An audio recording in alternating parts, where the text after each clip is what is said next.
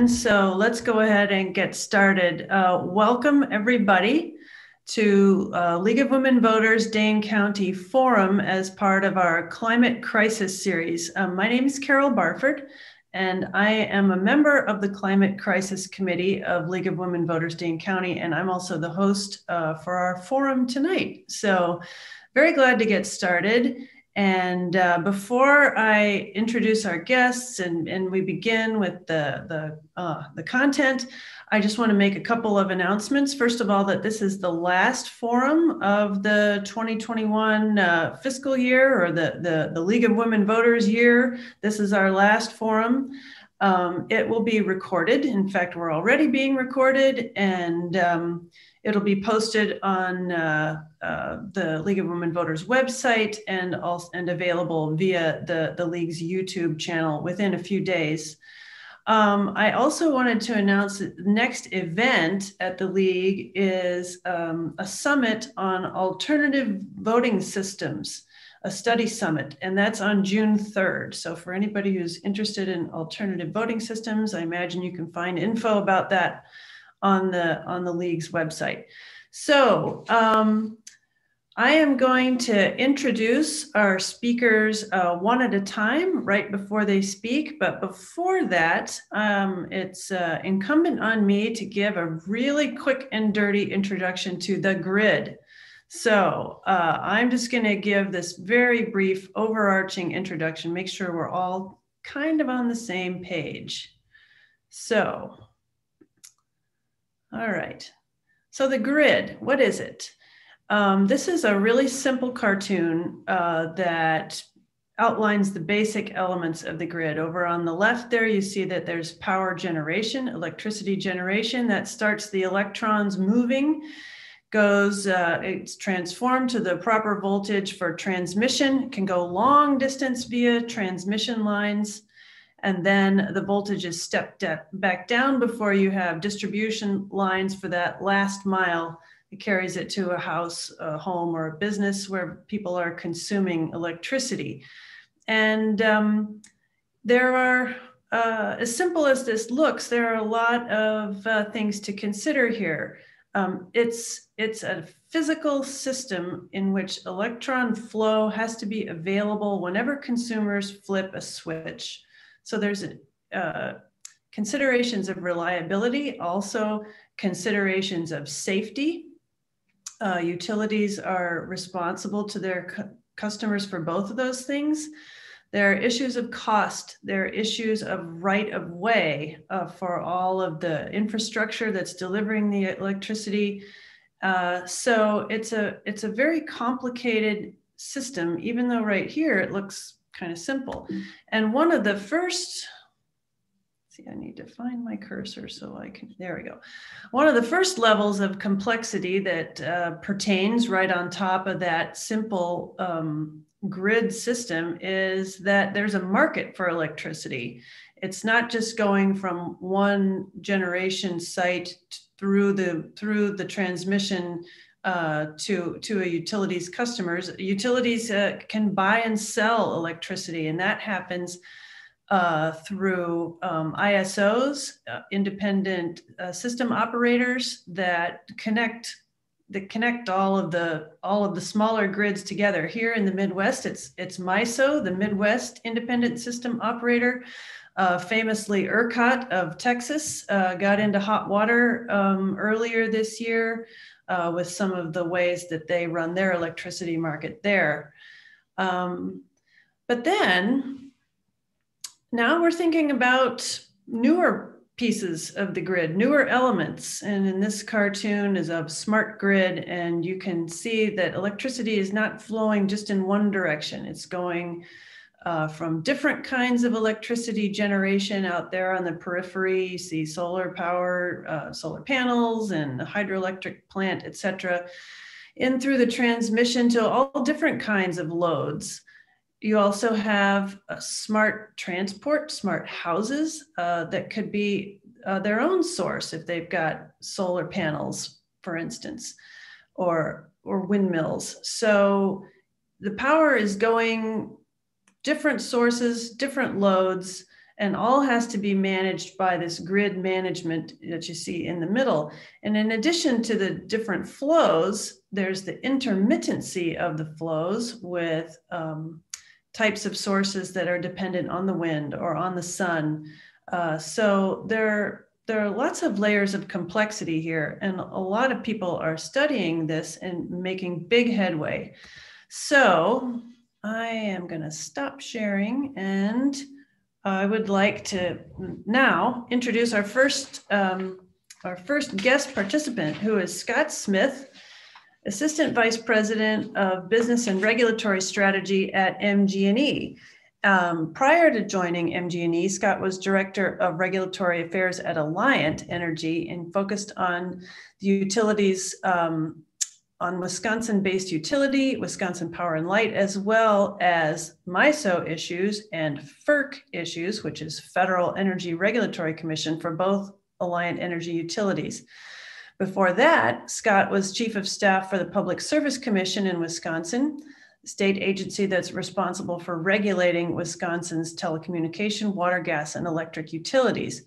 Prior to that, Scott was the commission's administrator for the Division of Water, Compliance, and Consumer Affairs, and he was also a former Wisconsin Governor Tommy Thompson's Deputy Communications Director and Deputy Director of the Wisconsin State Office in Washington, D.C. So that's a lot of varied experience. Welcome, Scott, and please tell us what you have to say.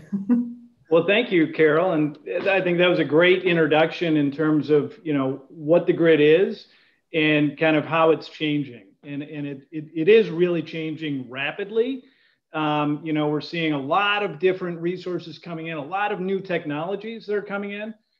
They're really helping us clean up, the grid and not producing as much carbon as we have historically. If you think about Madison Gas and Electric, we have a long history in the Madison area. We've been the electric provider since the 1800s in this area. And throughout that time, we've used a number of different resources to generate that electricity. And historically, we had a lot of coal in our mix, and coal was really, chosen because, as you talked about, the dispatchability.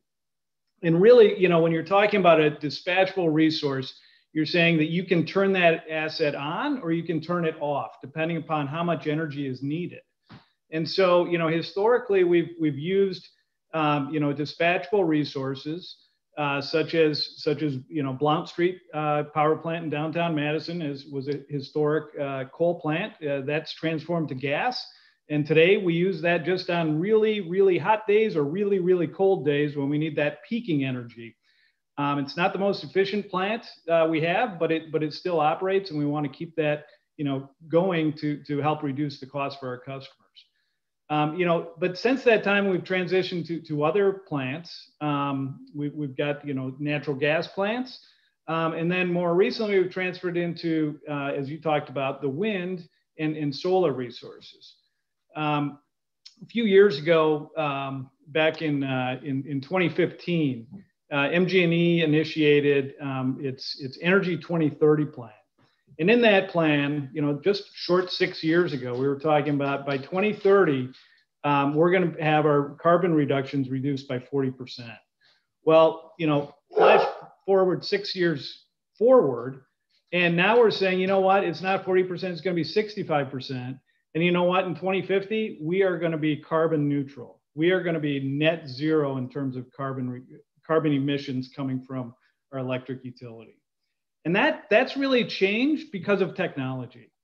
And what we've seen is advancements in wind technology. We built the Saratoga Wind Farm just a few short years ago in Saratoga, Iowa. And that wind farm is producing energy 51% of the time, which is remarkable if you think about it, where we aren't dispatching it. The wind is dispatching that, but it's dispatching 51% of the hours in a year. We're getting energy from that resource.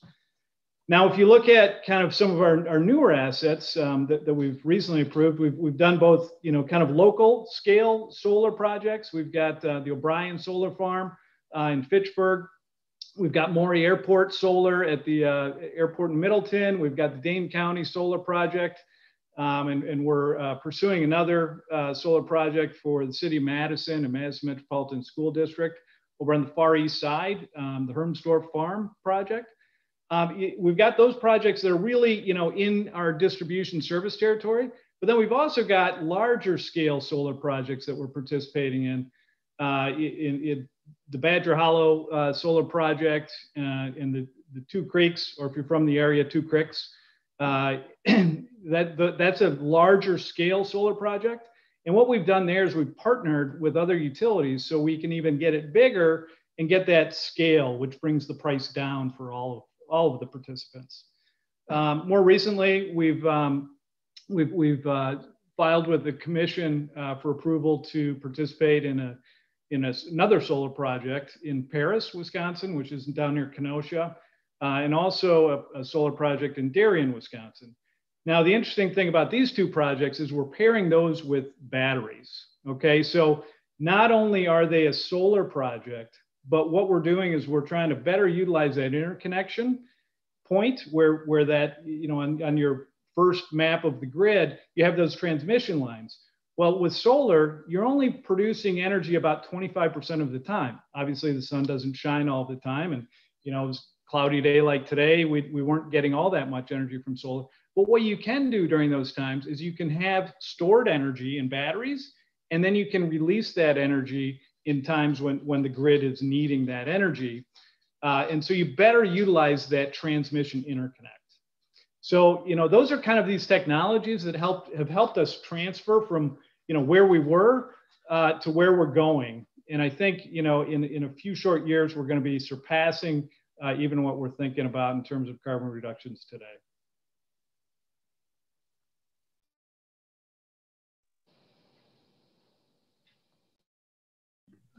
Sorry about that, muted. Thank you very much. Thank you. Sure. So our format is going to be to let all of our speakers speak before we go to questions. So if anybody has a question, you want to go ahead and put it in chat. We'll come back to it when we get all the way through.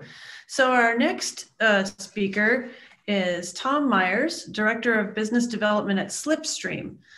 Tom's work focuses on assisting investor-owned utilities, municipalities, and co-ops, along with lenders, regulatory, and state agencies to reach their energy efficiency, regulatory, economic, and consumer service goals.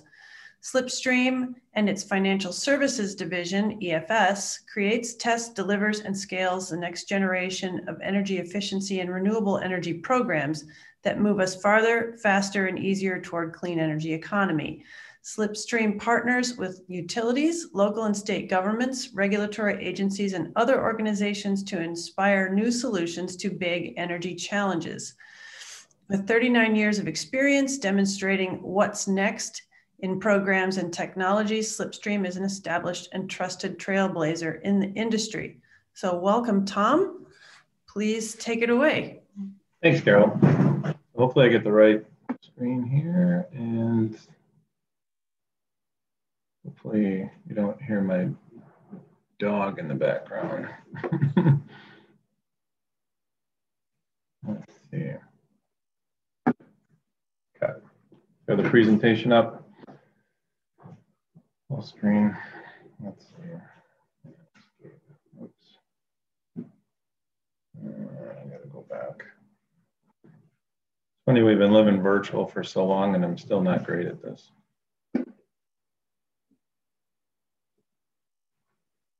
All right.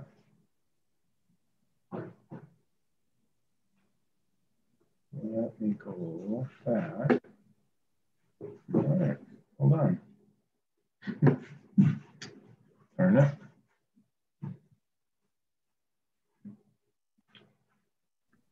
So we did see your slides there for a moment. I had issues with this earlier today with screen 1 and screen 2. I apologize. Let No, I think this might be the No, there we go. Getting there. Yeah. Now we see this the PowerPoint file. Yeah, if I go to full screen, then it switches Yeah. to another. Am I in presentation mode? I don't. For some reason, screen 1 and screen 2 kind of acted up. No, but it's big enough that if you wanted to proceed in the mode it's in, I think that would be. Okay. Yeah. Fair enough. Okay. Well, thanks for the opportunity to speak tonight. And kind of interesting, you know, Scott talked about generation and distribution. And I'll share with you kind of what Slipstream does and how we advance clean energy and fair clean energy economies across the country. And one thing that I want to emphasize is the fact that to be able to scale clean generation, we still have to worry about the infrastructure that exists today. And so we manage a lot of programs around the country, financing and other implementation type programs that focus on the building stock that exists today and how we can reduce the amount of energy consumed so that to scale clean energy generation, we aren't overscaling and overspending. So I think that's a really key component. So, and man, this is really, okay. I apologize. But so what we do at Slipstream is we accelerate climate solutions for everyone. And that's a very clear mission statement of what we do. And we really work with our partners across the country, whether it's other implementers, utilities, state energy offices, or elsewhere, on meeting those challenges together. And so what do we focus on? Equity and affordability, emerging technologies and human factors. So, you know, as a 40-year implementer, we've really evolved in terms of what we deliver as an organization. We really want to focus on efficiency at scale. Obviously, clean energy is extremely important, but again, that efficiency is just as equal as a component. So if you think about, you know, even in your own personal property, if you were to put solar panels and storage to your property, I think it's just as important, or we do understand that it's just as important to be able to create the efficiencies within that residence prior to scaling or building that, that technology for clean energy. And the thing that I'll focus on here really is how do we bridge that gap? And that's financing for a low carbon future and eliminating those barriers to save energy and upgrades with affordable financing options. Just to give you a little idea as to kind of where we work in the country today. So we did start out, and I don't know if anybody's really familiar. So Slipstream is a merger of two organizations, two Madison-based companies, Seventh Wave and WEC, which was Wisconsin Energy Conservation. And we merged a little over 2 years ago, and we have quite an impact across the country. And so Slipstream delivers implementation projects, research and innovation, and some of the other type of solutions out there along with financing. And so you can see in this map here kind of where we integrate our services really around the country from coast to coast, and have been doing so for 40 years from the implementation side of things and 20 years from the financing side of things. So we are, from the financing perspective, we're a commercial PACE administrator. So that's property assessed clean energy. We are the administrator for the state of Wisconsin. We participate in Illinois. We recently were awarded Milwaukee. The city of Milwaukee is the commercial PACE administrator. And we participate in Virginia and Oklahoma as well. The majority of what we do, is unsecured financing. We do that primarily in the residential sector, but we've expanded that into commercial, multifamily, and small business. Those three new segments are pretty new to the organization, and I think they're pretty important as well. We've focused over the years, or a lot of the program dollars, I should say, and we only work in the regulated sponsored space. We do not do any market rate type programs, but that sponsored space had primarily worked in the residential segments in terms of the financing deliverables, and realized that there's a gap everywhere. And so to get projects completed, and I talk about a conversion ratio. So when there's an energy audit done on your property, whether it's commercial, small business, multifamily, residential, the conversion ratio is taking that information from the audit and the opportunity that exists, and then actually realizing that opportunity with a completed project. And where there's no financing, unfortunately, there's a pretty low conversion ratio. So that financing creates a big opportunity to bridge that gap. And so we've expanded from residential, picked up the new market segments. We deliver that in 2 different states today. And all together, we work in Illinois, New York, New Jersey, Michigan, California, and Maryland. Primarily, we work in New York with NYSERDA, which is a pretty successful, very, very long program and successful program in terms of financing. So kind of what's our value proposition? Like I said, there's this energy efficiency programs that exist out there. So MG&E runs programs through Focus on Energy, as you know, as do Alliant Energy, and all the utilities around the country. And so there's implementers that manage those programs from all of those different segments, from C&I to, you know, residential. And it could be direct installs with light bulbs. It could be really expansive with HVAC, and it could be integrated controls. You know, we're doing some pretty unique testing at Slipstream on some new products that are in the marketplace for the United States DOE, looking at integrated controls and you know, some other parts of bringing all the programs together. And, you know, in that are these incentives, these contractors, all these different types of regulatory framework that exist in there.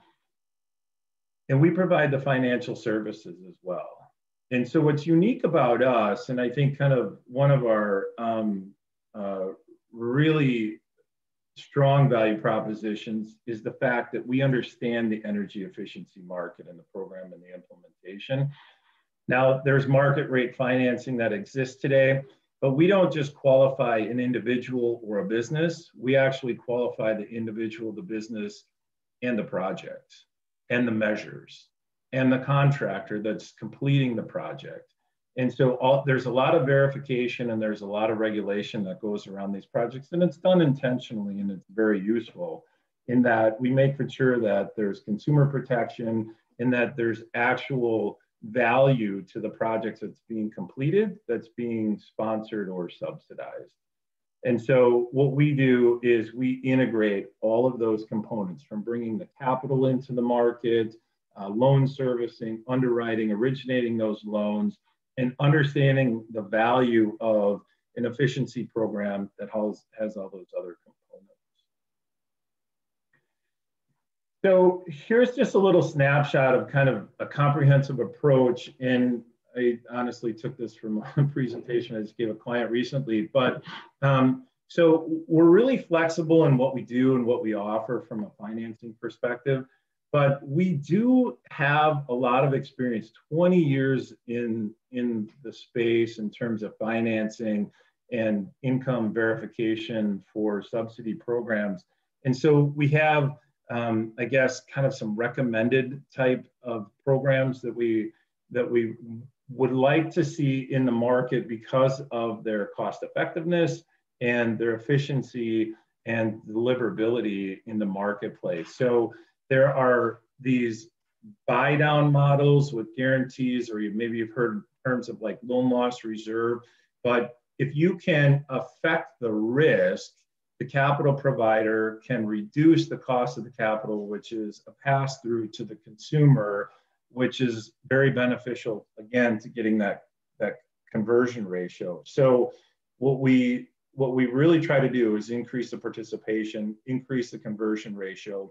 And to do that, you have to have great terms, great rates, and an easy path for them to get a loan. And so what we do is really an unsecured consumer financing type of a program and a model. And that's in lieu of people choosing to maybe go to their local lender, getting a HELOC loan or some of those different options out there. So we've really understood what it takes to be effective in a deliverable and cost effective to the client, which is typically a utility.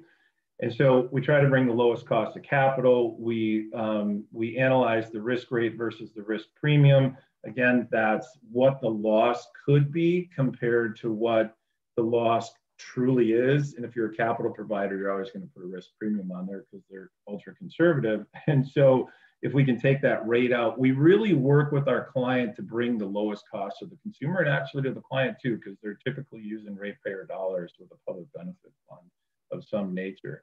And I think what's really interesting about the portfolios that we've managed over 2 years is we've seen a less than 2% default rate. And that's really remarkable. That is in comparison much, much better than credit cards. It's better than other consumer loans like education loans, automobile loans, and other asset classes.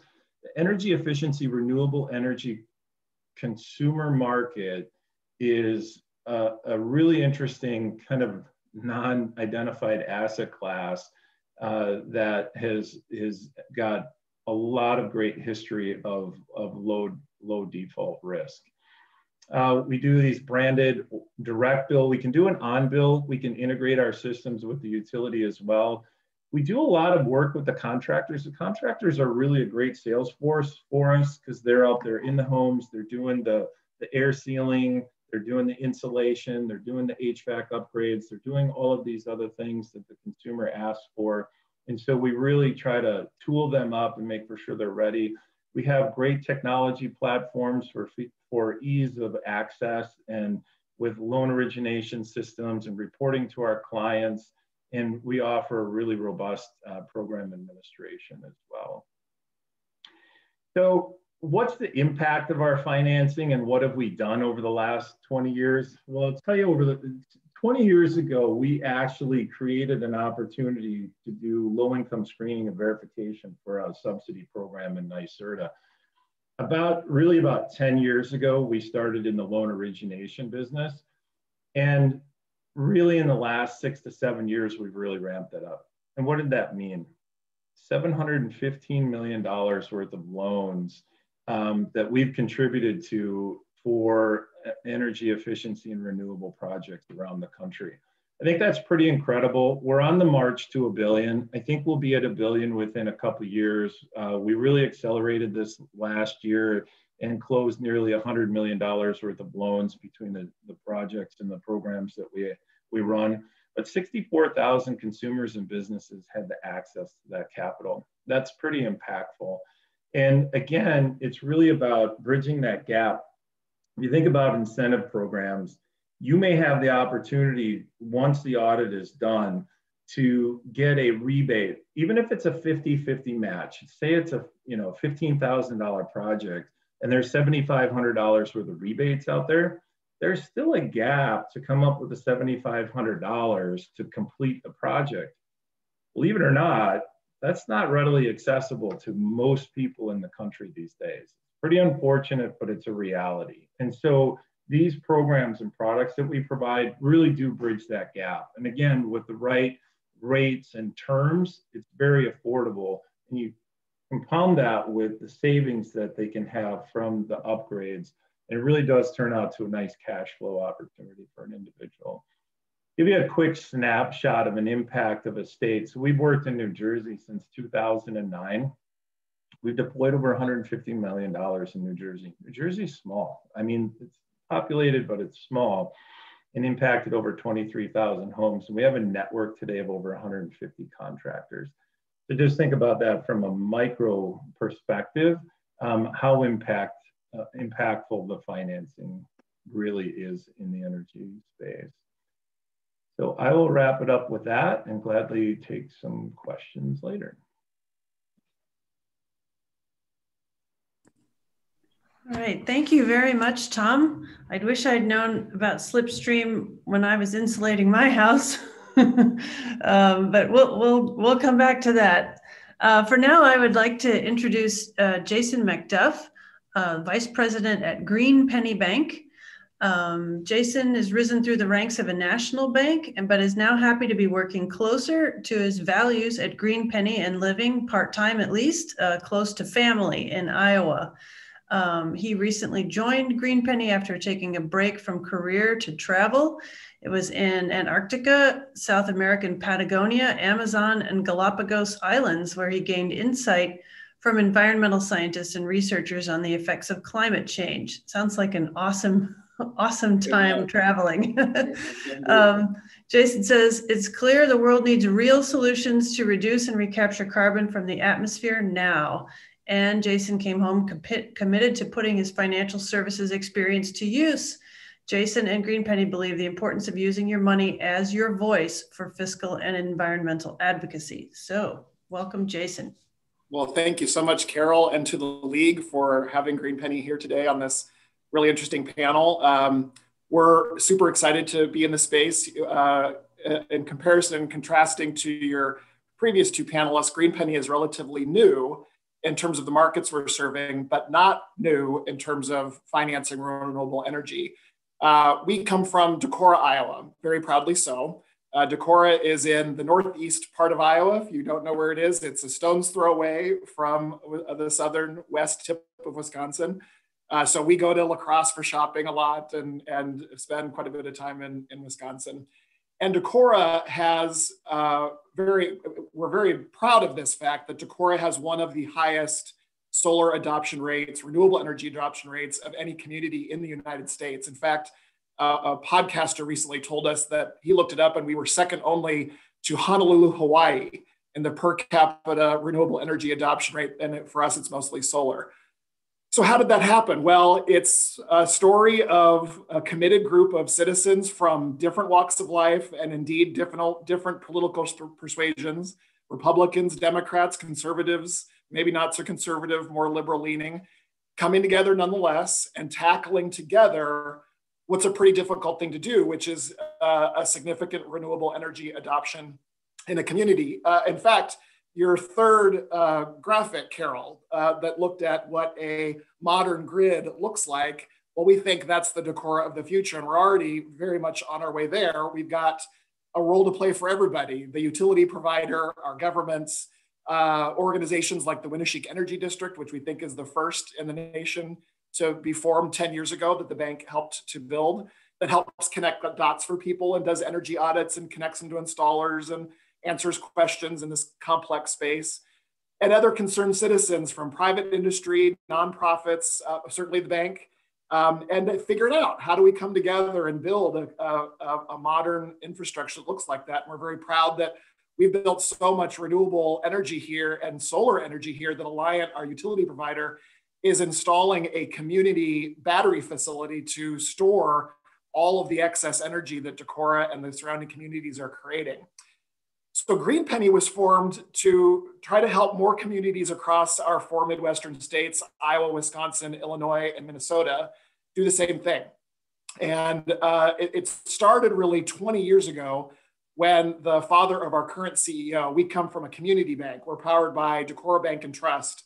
And the father of our current CEO 20 years ago, before a lot of people were asking the question, how can they operate their own lives in a carbon neutral way, decided that that's what he wanted to do. And so he has a farm outside of our community. He's got a wind turbine on that farm. He's got solar panels, ground mount and roof mount. He geothermally heats the buildings. When he travels, he, like on a flight, he buys a carbon offset tag to offset the flight so he himself can say he operates carbon neutrally. And then of course that extends to how the bank operates. So our buildings are Energy Star certified. We've got LED lighting. We have solar panels on every square inch of our rooftops and ground mounted as well. We track employee commutes. We can track business travel. Not that there's been a lot of that during COVID, but we track it nonetheless. And at the end of the year, we buy carbon offset tags through our local energy districts so that we can say we operate carbon neutrally as well. So we're committed, as we like to say, to the business and the cause. We personally walk the walk and talk the talk. Most of the employees at Green Penny and Decor Bank have solar or some form of renewable energy in their among their personal assets. So we understand this. We've been doing it for 20 years. We've been financing this for a long time. I think a lot of the things that Tom just said about loss history and the importance of reasonable rates, we completely agree, and I'll talk a little bit more about that. So what is Green Penny? Well, Green Penny is a virtual carbon neutral bank. Virtual does not mean impersonal. Virtual just means we don't have branches, but in our hearts, we are really community bankers. So what that means is we want to get to know you. We want to build relationships that hopefully last a lifetime. When you call 888-GPenny-0, you're going to meet Sarah and Lori and Kelly and Carissa and Mike and Lori and a number of Green Penny bankers who have been with the bank a long time, and we expect we're going to be here for a long time to come, and are great at building relationships, like so much of what we're doing these days through Zoom and virtual means. It means we've got a great digital platform too. So you're going to get a modern, very high-tech banking app that you come to expect at any bank anymore across the country. Great web digital offering. The ability to connect with us through chat bots and email, that's fine too if you prefer that. But if you want to pick up the phone and talk, 888-GPenny-0, and we're happy to do that. We find that it's important that we maintain a community bank type service because this stuff is complex. There's probably a lot of terms that I think your viewers have heard today that they've never heard before in their entire lives, right? And when you start to research renewable energy and solar and wind and what it might take, because you want to do the right thing, and maybe you're motivated to do this for your home or your business or your nonprofit, there's just so much information out there to wade through, and how do you do it well, and what's going to make the most sense. And we don't have a cookie cutter approach to any of our projects. We really want to, if somebody wants to be handheld through it and have it to be highly personal and let one of our bankers help guide them through it, we're happy to do that. If they're really smart about this and they've done a lot of these and they just want to do things in a sort of self-driven way, that's fine too. But we want to be able to guide whatever approach makes sense. So we're virtual. Get to know us, go to our website and check us out, greenpenny.com. Hopefully you'll find it welcoming and realize that we want to be the best at digital, but also the best at personal.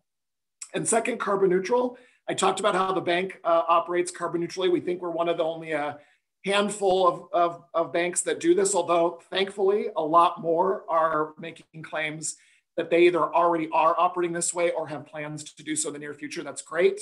We want more and more of us to operate that way. We think it's really important, and hopefully some of us that have led the way have helped pave a path for more of our competitors to follow suit. We think that's wonderful.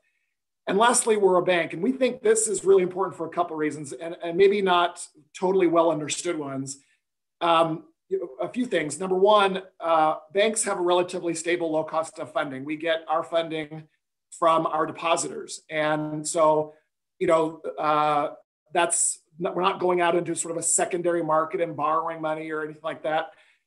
And that means that we can keep our rates reasonable, and we're very motivated because we're committed to the business and the cause to make it so that the projects make economic sense for our borrowers. So if you're a residence and you're installing solar on your rooftop or near your home, you're a business, you're a nonprofit that has a mission, whether it's saving people's lives in hospitals or serving constituents in municipalities or educating people in school districts and universities, that's your mission. That's where your capital should be deployed. So how can a bank come in and help you use your capital for your mission, but let us provide the capital for your renewable energy adoption and make it so that the economics work? And essentially the economics need to work this way.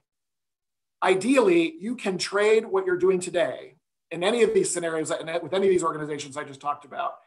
Trade what you're doing today, which is an electrical payment to utility for non-renewable energy sourced mostly, although increasingly not, but mostly non-renewable energy sourced energy.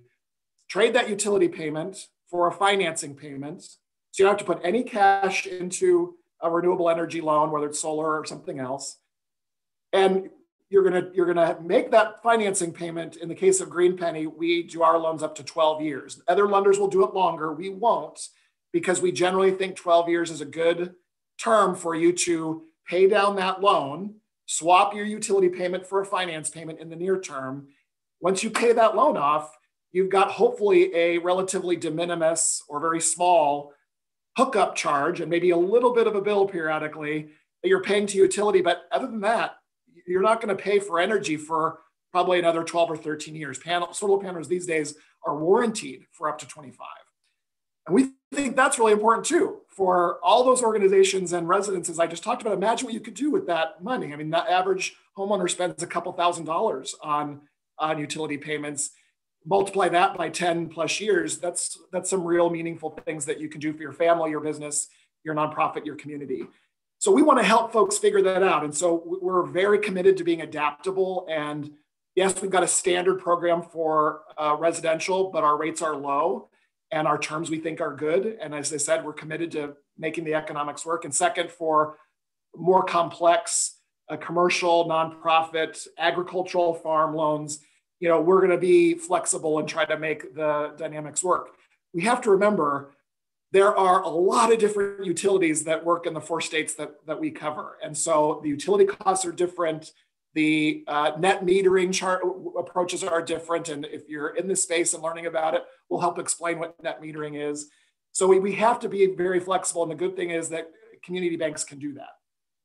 The second thing about us that we think is unique is that all banks take their deposits and they from their customers, and they lend those deposits out to other customers at typically a higher rate, and they keep the difference. That's how they make money. But at Green Penny, our customers can know that their deposits are only going to be used to finance things that are beneficial to the environment. Right now, it's renewable energy and solar lending. We're not going to be financing the fossil fuel industry. We're not going to do things that are emitting carbon or doing things that are damaging to the planet. And for many of us, that aligns with our values, right? We work hard for the deposits that flow into our accounts every couple of weeks from our paycheck, or the savings accounts we've piled up through years of hard work and other means. And so, do you really want your deposits to be with banks that are still financing to the fossil fuel industry or in other carbon emitting ways? Whereas at Green Penny, you can know that's not going to be the case, and you can use your money as your voice to drive change. If more and more customers, which that's already happening, more and more customers are awakening up to the fact that they should be doing business with a bank that aligns with their values, and other banks are going to take notice, and hopefully they're going to follow suit too. And as I mentioned before, you're going to get great service, a good digital platform, no monthly service fees on any of our accounts, free ATM fees worldwide. You're never going to pay an ATM fee ever. And hopefully a relationship that lasts a really long time with us that we both can enjoy for a long time. So, and I would say finally, as a community bank, we value service, we value flexibility, we value not approaching things in a cookie cutter way. And, whereas we became, I think, very successful serving the Decorah community, we also, some of our neighboring communities, we have branches in. And we've done very, very well here in this geographically confined space. The renewable energy industry, the renewable energy community in Iowa and Wisconsin and Minnesota and Illinois is not that dissimilar. It might be more geographically dispersed, but people know each other. You're building a relationship. 9 times out of 10, if you're doing a project with some installer in our 4 states, we've done either business with them, or we know who they are, or we know somebody who does. And it also means that, like good community banks, we're committed to being a leader in helping support the advancement of goals in our community. And again, in the case of renewable energy, that's renewable energy adoption. So what can we do to help with legislative issues, or partner with important organizations like the League, or in Wisconsin, Renew Wisconsin, who we're really big fans of and do a lot of work with. We want to be seen as leaders in the community and help. Obviously, we can help finance these things, but there are other things that banks can do that have been historically good for economic development and renewable energy development. So virtual carbon neutral bank, that's Green Penny. I look forward to taking your questions, and thanks again for having us. All right. Thank you very much, Jason. And thanks much to all three of you for so much positive energy. In my day job, I'm a environmental scientist, sustainability especially, and the news is not always so happy. So it's great to hear the can do. So before I jump into addressing questions that are coming in from attendees, I was really interested to note both Scott and Jason talk about batteries. And until really recently, it seemed like, yes, the price of solar is dropping, but the problem is the batteries. How can we get storage? Storage is still expensive. Can you, Scott, and then Jason comment a little bit on if that's changing? How's that working? Yeah, that's a great question, and you're absolutely right. It is this, it's exploded in terms of price coming down. And it really is it's a price issue, right? And so, when we're looking at how can we provide our customers with the best product at the lowest cost, batteries, just a couple of years ago, we said, yeah, they're coming down the road, but we're not there yet. And today we are. And so it really is just kind of that price point has come down, very similar to solar. We saw solar coming down. Utilities weren't investing in it because it didn't make economic sense. Now it makes economic sense and we're investing in it. Same goes for batteries. That's kind of where we're at. It's just an economic choice that now it passes all of our tests.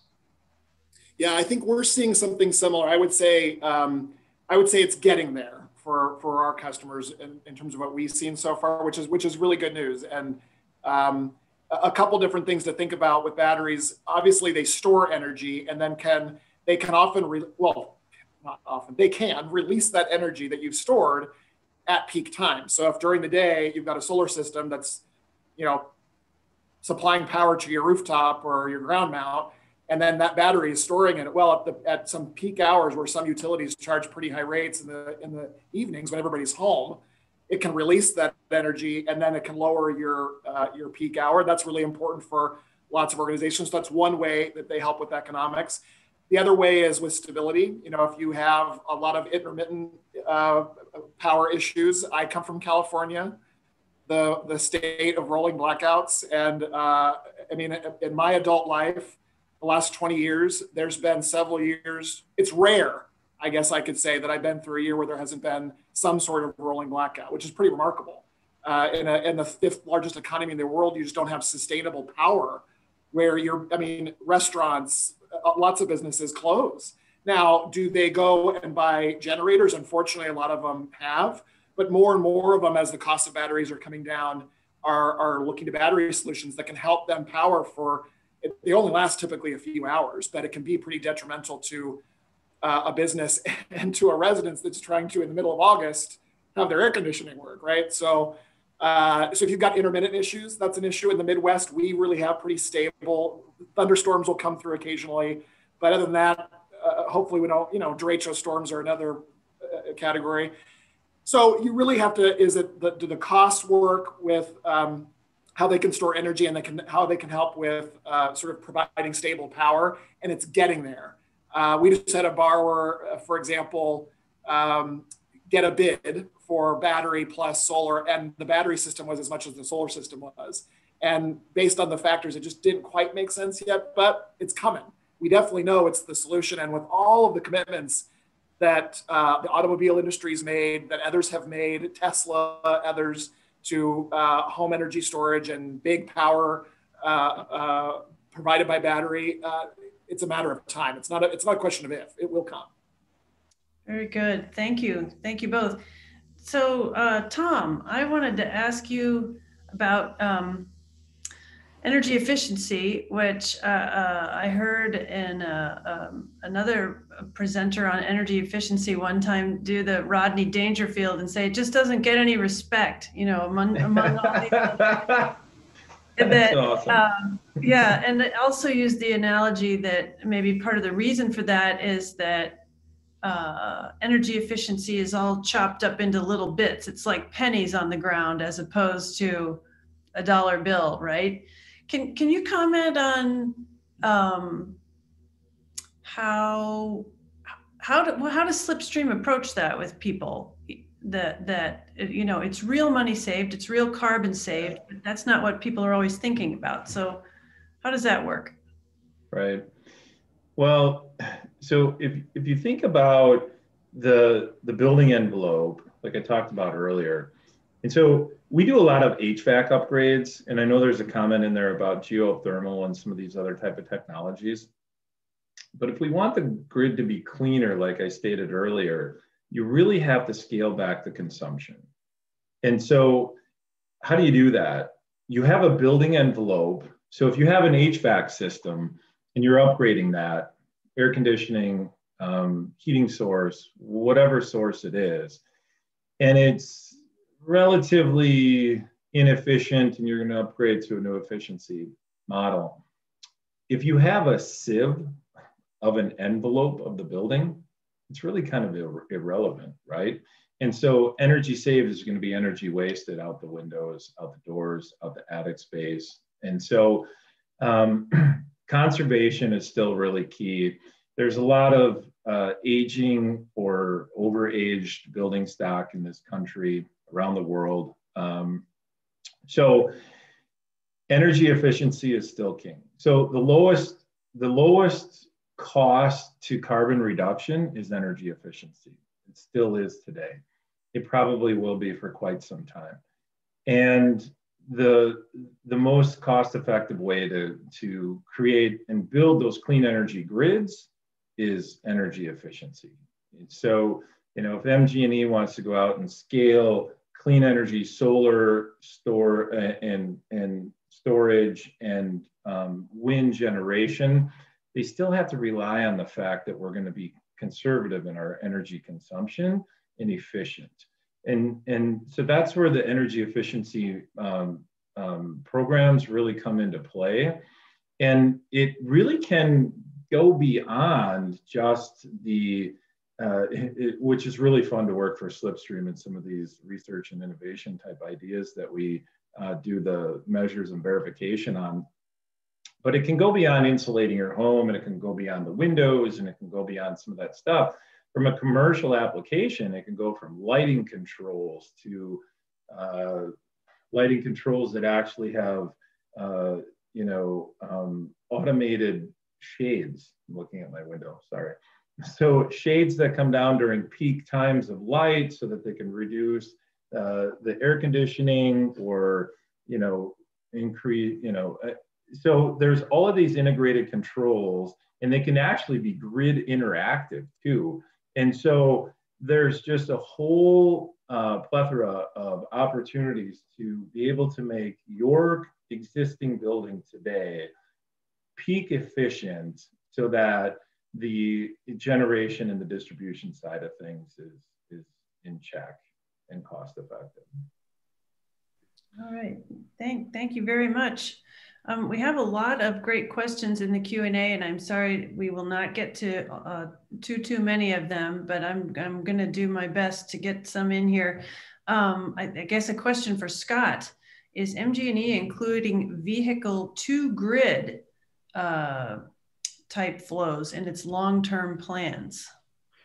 We aren't right now. What we're doing in terms of vehicles, though, is we have a charge at home program, where if you sign up to our Charge at Home program, we will come out, we will install a charger for you, and you pay about $20 a month.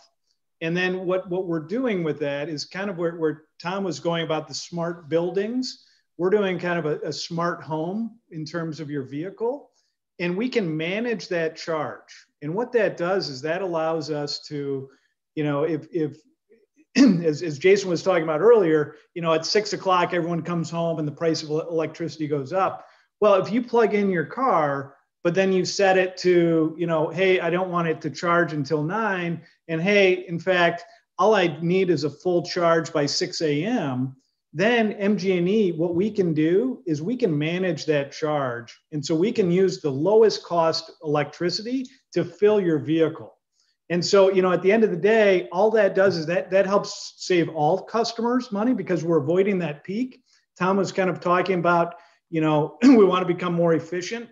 There's kind of a couple things going on. We're greening our grid. We want to become more efficient, but we also want to electrify things, right? We want to electrify our transportation. And so how do we do all that, and keep costs down? And part of it is by better utilization of the grid. And if you think about it, Jason was talking about 6 o'clock, a lot of people are using it. Not a lot of people are using it at 4 a.m., right? And so if we can better utilize that 4 a.m. grid, then we can reduce the cost of our overall distribution system by better utilizing it. That same wire is coming into your house. It's not being used at 4 a.m. If we can use that to charge your vehicle, the overall cost of the system comes down. That's kind of where we're headed with some of this stuff, is the better utilization of the infrastructure. Thank you. And yes, and I know that some of our attendees were interested in talking about new rulemaking from the federal government that's going to allow those savings to be marketized, bought and sold. So that is super exciting. And I think that the League is going to have some more information on that in the coming year. So I have another question that maybe would go to Jason, I'm not sure. Geothermal solutions have seen kind of not been as much in the news as solar and wind. In New England, a number of companies are providing options for individual homeowners by installing deep wells.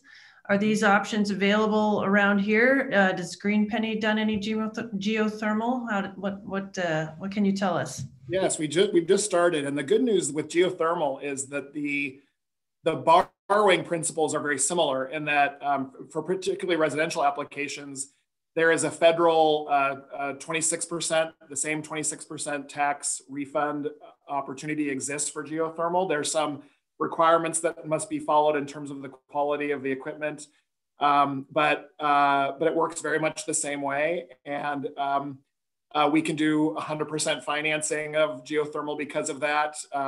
For commercial applications, it's a little bit more complicated. The tax incentives are a bit different than they are for solar, but we're still open to talking about those as well.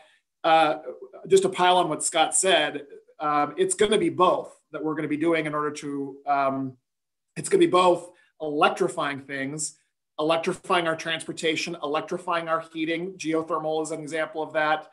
Air source heat pumps is another example of that. There's microwave technology for heating that's also interesting, that is being kind of just rolled out in the UK, that might have good applications for the Midwest. But all of that's going to, those things are going to result in increases to our energy usage. So that puts pressure and it gives us an opportunity to become more energy efficient. And then, as Scott said, use the grid more smartly. All of that's going to be the future. And one of the most important things, if not the most important thing we can do to reduce climate emissions, is to make our own homes and our buildings carbon neutral themselves. And that's going to mean renewable energy power and electrification of things and energy efficiency. It's that 1, 2, 3 punch. So at Green Penny, we want to be part of helping to finance all of that. We're piloting a green mortgages program now that Freddie Mac and Fannie Mae already have, that banks can already do, where they'll finance 15% above the appraised value of the home for those energy efficient things that have been talked about. Also for putting in things like solar and electrified heat and the like. So there's a lot of programs out there now that are making this increasingly possible for all of us. And we just got to be aware of them and take advantage, and contact us if you have further questions, because we want to work with you. Thank you. Right. I'm gonna lob a tougher one out there, I think, which is anybody have any comments on the possibility of third-party ownership of distributed resources in your in your wheelhouse, and especially as pertains here in Wisconsin, where we have slightly different rules about third-party ownership of, for example, solar panels. Do you guys see any changes coming, and how would that influence your business? Well, I certainly can take this, and others can add to it. In Iowa, in fact, the same parties in at least one of the cases in Wisconsin, Eagle Point Solar also brought a case in Iowa. And in Iowa, it's been clarified. Third-party ownership of solar. Solar is the most common use for it. For nonprofits, most typically is the law of the land in Iowa. And we made comment with the PwC in Wisconsin to say our experience has been that's enabled, and it's not the only way that nonprofits and organizations can get renewable. There's other models, but it's been a really win-win-win solution for a number of organizations. Upper Iowa University, we helped finance that one. Of course, Luther College, which is in Decorah, Iowa, we've worked on various renewable energy systems for them. I should not start naming these because I'll run out of time.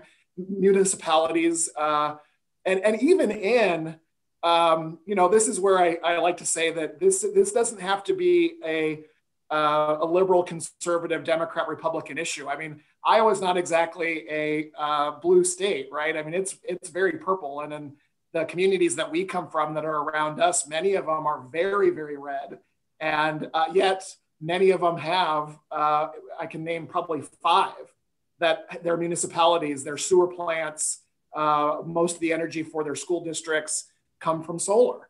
And a lot of that was done through third-party ownership. And it allows, the basics of it are these. It allows a nonprofit to use its capital for its mission, as I said earlier. A third-party investor comes in and actually owns the equipment that leases the land from the nonprofit.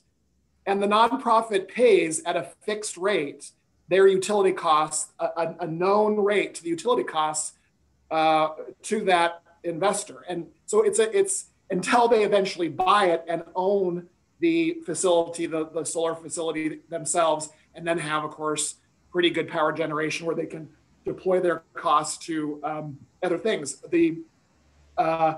A government agency in Iowa recently did a study of if all of our 99 counties did what several municipalities and school districts and universities have done in the state, what that would mean for increased teachers, increased city services, things that could go to the mission, right? So we think it's been a really important tool, and we said so to the PwC in Wisconsin, and we hope that they clarify. Minnesota's also got a similar kind of question mark on it, and we hope they clarify. We think it's a pretty important tool in the toolkit, and to do the kind of massive renewable energy adoption that we all need to do to achieve some of the goals that Scott outlined earlier. It's really going to take a lot of different solutions to make that happen, and this is one of them. It'd be a shame if we didn't have it available to Wisconsinites. All right, thanks. Scott, you care to add anything? Sure. Well, we're doing it a little bit different at MG&E. We have our renewable energy rider where we contract with a customer. We've done this with Dane County. And so basically we take the risk that the project doesn't perform, right? And so all of that risk and the operation and maintenance, we maintain that. The customer, Dane County, they didn't want to own and operate it. So we're owning and operating it for them, and then we're selling them the energy from that. And one different thing with our system is we're doing these on a larger scale, right? So the project at the airport is 9 megawatts. The project at Morey Field is 5 megawatts. And in that project, we have the city of Middleton, we have the Middleton Cross Plains School District. They're buying a portion of the energy from that. And they've found, they're basically, they're paying a rate through us, but what they're also doing is they're paying distribution charges through us as well, which helps everybody else out from an equity standpoint. They aren't avoiding those charges. When we, if you think back to that first graphic, all of those distribution lines, if customers have solar on their roof, we still have that distribution line to their house. But now if we aren't selling as much energy to them, they're not paying as much for that distribution wire to their house. And what happens is then from an equity standpoint, that goes on to other customers. And so with our program, what we've been able to do is build at scale, have that price come down to that scale, and keep the distribution costs with that customer. And it's actually, with that, it's even lower cost than it would be if you had it on your roof, just because it's a larger scale project. Thank you. Thanks, Scott. Tom, any change to Slipstream if the Wisconsin rules are clarified? Well, I know that Governor Evers is working on a new energy policy, and I think that's going to be something that's under consideration with the PSC moving forward. There's obviously been a pretty significant paradigm shift in the PSC and probably a little bit more progressive tone. And so I think and hope that there's some opportunity for some leases or third-party ownership of some PV. I don't know. I think that's in the works. But I think, and at the end of the day, all of these things come down to economics. And so as the cost of solar and storage and other types of renewable energies, the question about the geothermal, it really does come down to economics. We do a geothermal program in New York for NYSERDA. We typically have low participation because it's expensive. And it's expensive, and the cost of natural gas is inexpensive. And so until there's a shift, and Scott mentioned very early on that technology, and what we've seen in the last 5 years is nothing, I don't think anybody's ever seen it in a 5-year period in the history, or at least that I can think of in the history of mankind. Honestly, the technology, the affordability of technology, and some of the other incentives that exist today have really shifted how we're going to move forward in the clean energy economy. And that's just a spectacular thing. So that solar, that storage, the building grid integration, all of those things are really in our favor to move forward to a much cleaner energy economy in the future. And then bridging that gap, financing it. Right. Thank you all three very, very much. I'm sorry we've run a little bit over time.